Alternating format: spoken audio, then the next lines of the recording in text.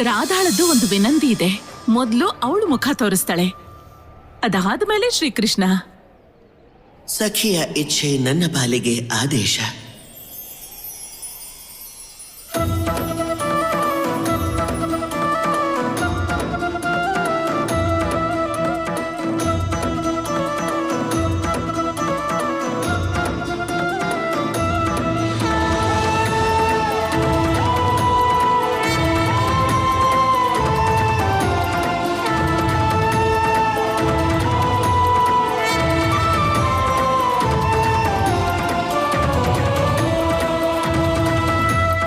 ಈಗ ನಿನ್ನ ಸರದಿ ಕೃಷ್ಣ, ನಿನ್ನ ಮುಖ ತೋರ್ಸು.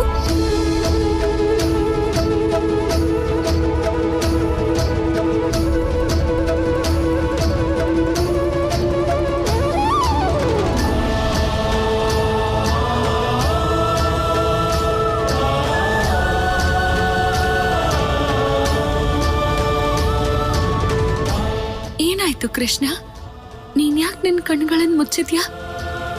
ನಿನ್ನ ಮದ್ವೆಯಾಗೋ ವಧುವನ್ನ ನೋಡೋದಿಲ್ವಾ? ಸುಮ್ನೆ ಹಾಗೆ ನಿನ್ನ ಈ ರೂಪದಲ್ಲಿ ನೋಡೋದಕ್ಕೆ ತಯಾರಾಗ್ತಿದ್ದೀನಿ ಅಷ್ಟೆ.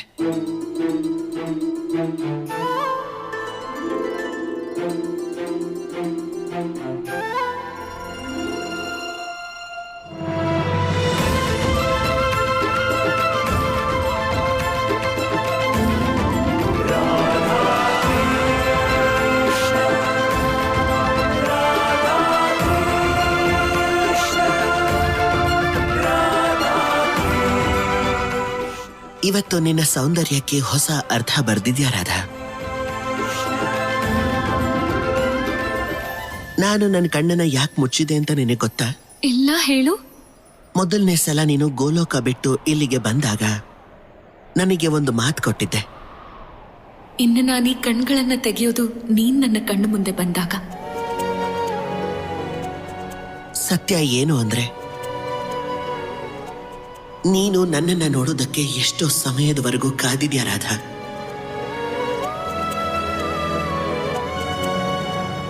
ಈ ಕೆಲವು ಕ್ಷಣಗಳಲ್ಲಿ ಲೆಕ್ಕವಿಲ್ಲದಷ್ಟು ಕ್ಷಣಗಳನ್ನು ನಾನು ಅನುಭವಿಸಬೇಕು ಅಂತ ಇದ್ದೆ ರಾಧಾ.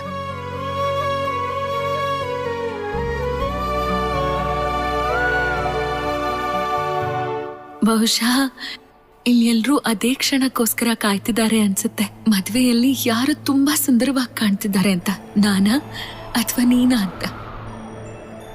ಅದಕ್ಕೆ ನಾನು ಎಲ್ಲರ ನಿರೀಕ್ಷೆಗೆ ಅಂತ್ಯ ಹಾಡಿ ಆ ನಿರ್ಧಾರದ ಘೋಷಣೆ ಮಾಡ್ತೀನಿ ಕೃಷ್ಣ. ಇಲ್ಲಿ ಎಲ್ಲರಿಗಿಂತ ಸುಂದರವಾಗಿ ನೀನ್ ಕಾಣಿಸ್ತಿದ್ಯಾ ಕೃಷ್ಣ.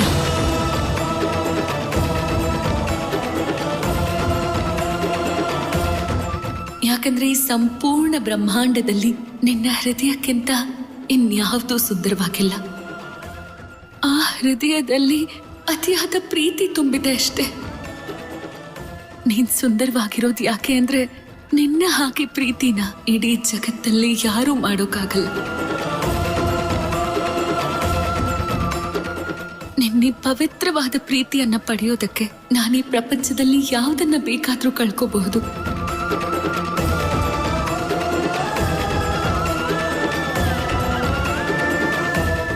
ಬ್ರಹ್ಮದೇವ, ನೀವು ಮದುವೆ ಕಾರ್ಯ ಪ್ರಾರಂಭ ಮಾಡಿ.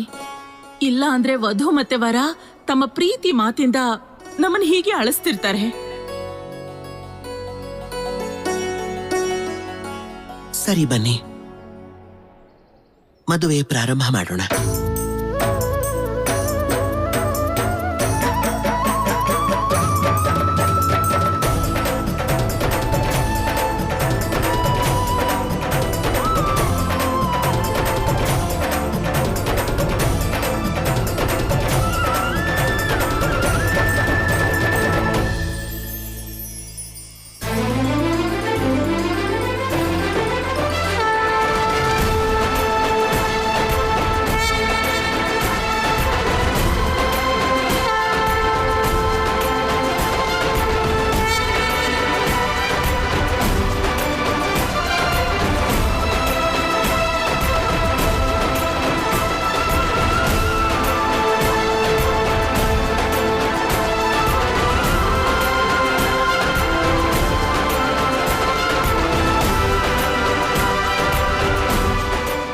ಸಪ್ತಪದಿಗೆ ವರ ವಧು ಎದ್ದು ನಿಂತ್ಕೊಳ್ಳಿ.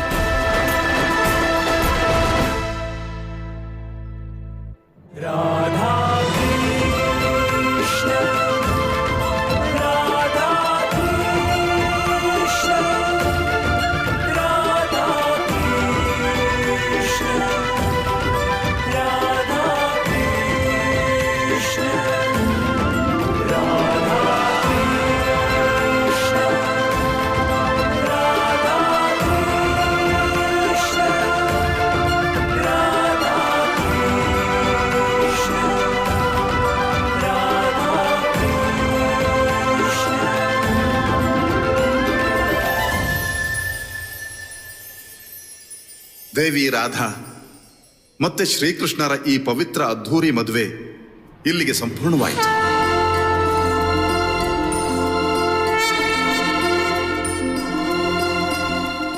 ವೃಂದಾವನ ಸದಾ ರಾಧಾಕೃಷ್ಣರ ಪ್ರೀತಿನ ಅರ್ಥ ಮಾಡ್ಕೊಂಡು ಸಲಹಿದೆ.